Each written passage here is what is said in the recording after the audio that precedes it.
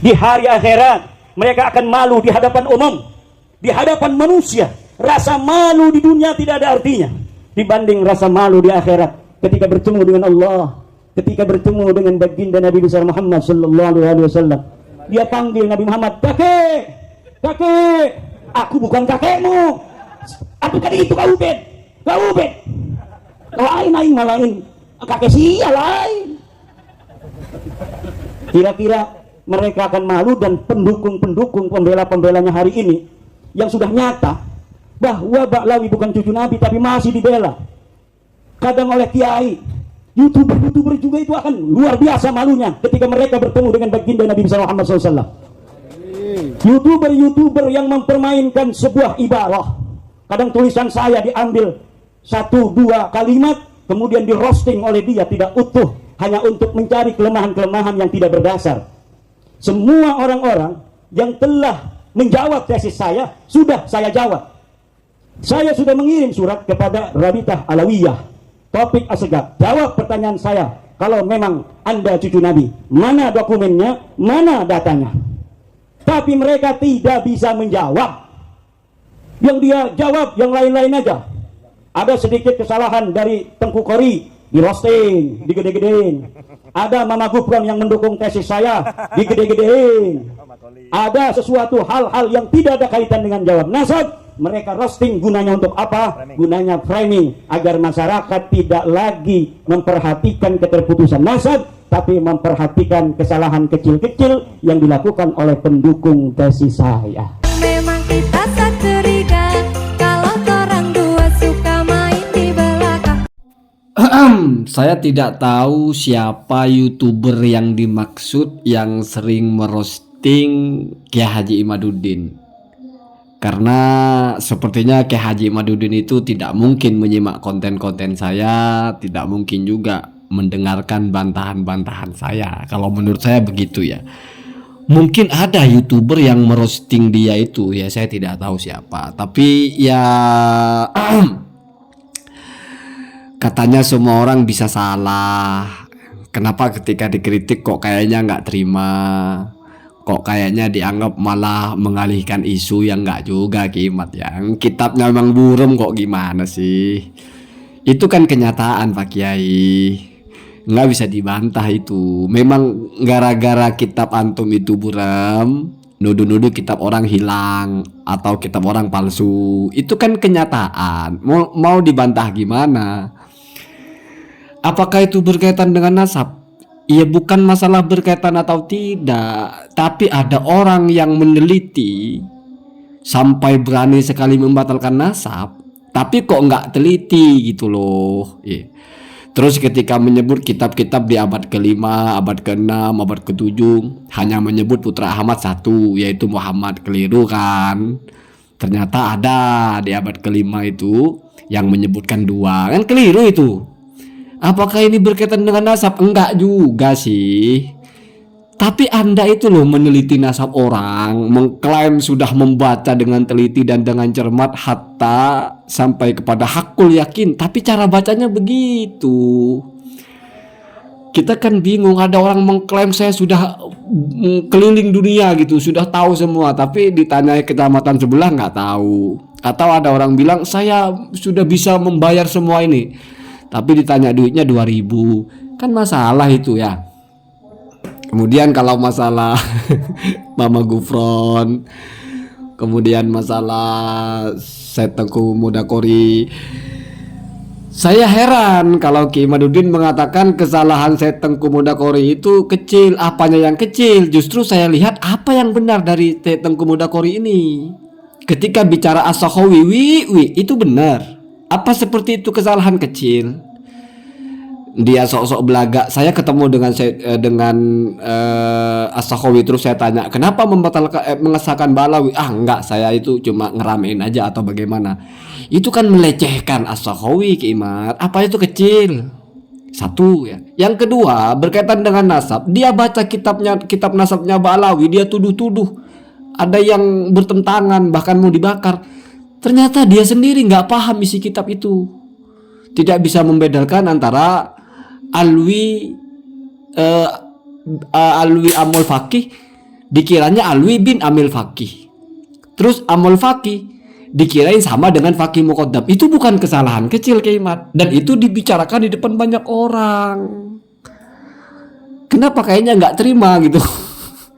Ya memang itu bukan kesalahan kecil, itu kesalahan konyol ya. Walaupun tidak besar tapi bukan kecil, itu konyol aja ya. Kalau tidak mau dibilang tolol gitu. Kemudian mengatakan apa sanadnya Syajur al-Mubarakah? Itu dalam kitabnya Ibnu Toba. Akibuhu Salasun itu adalah anaknya Ahmad. Itu kan Kimat sendiri tahu kalau itu salah. Bukan kecil itu Kimatnya, bukan kecil. Orang ini mencoba membuat narasi seolah-olah Ibnu Inabah itu juga membatasi anaknya cuma 3. Padahal Ibnu Inabah itu dalam kitab Al-Muntakilah itu tidak menyebut pembatasan anak, tapi menyebut anak berdasarkan biografisnya. Ada yang di Romelah, ada yang di mana satu lagi itu, yang Muhammad itu ya, dan ada yang juga Ali ya. Itu bukan kecil Kimat ya.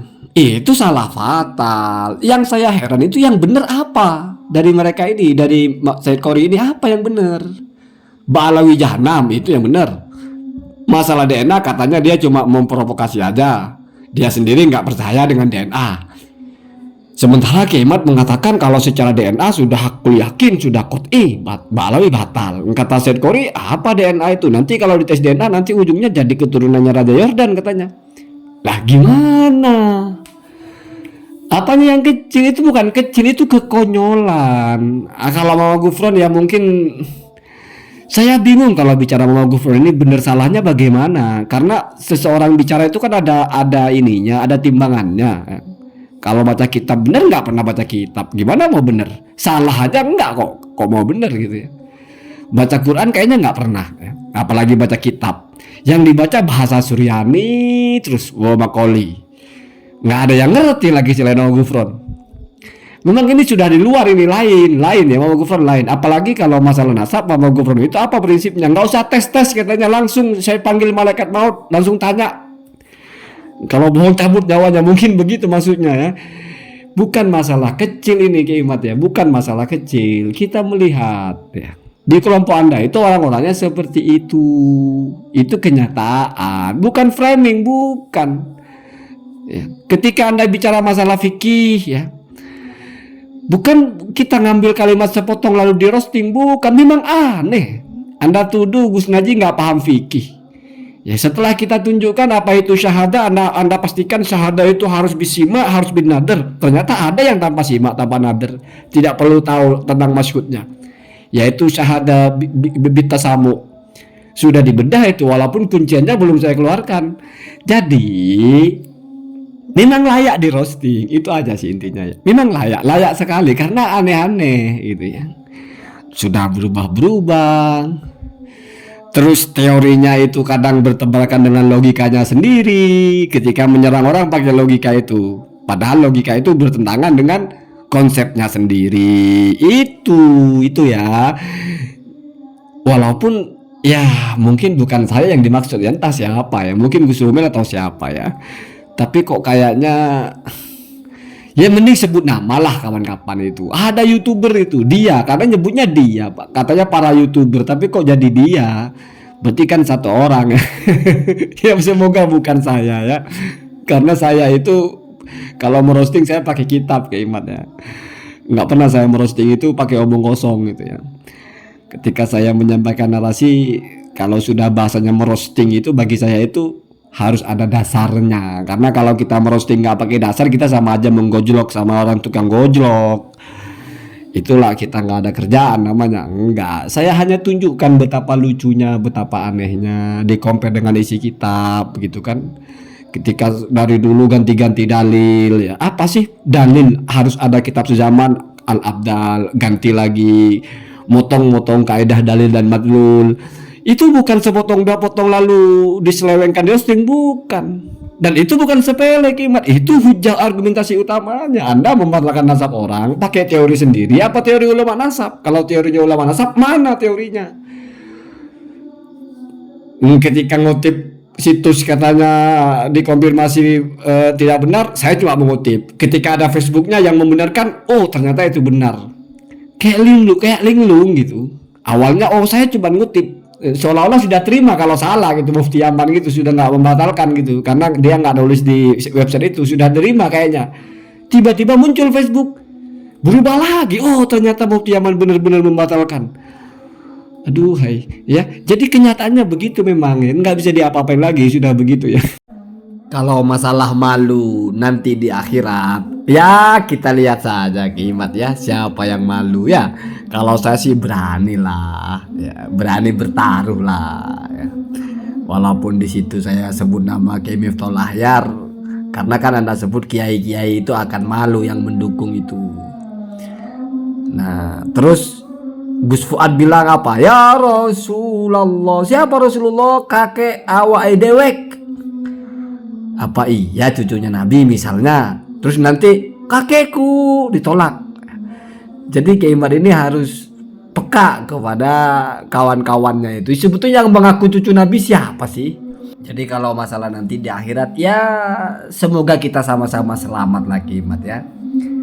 Masalah malu nggak malu nanti kita lihat lah ya. Cuma ngeri aja, ngeri kalau kita termasuk kepada kelompok yang justru Rasul berpaling dari kita nanti ya.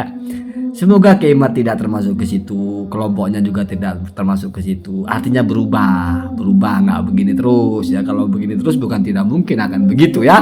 Allahumma tidak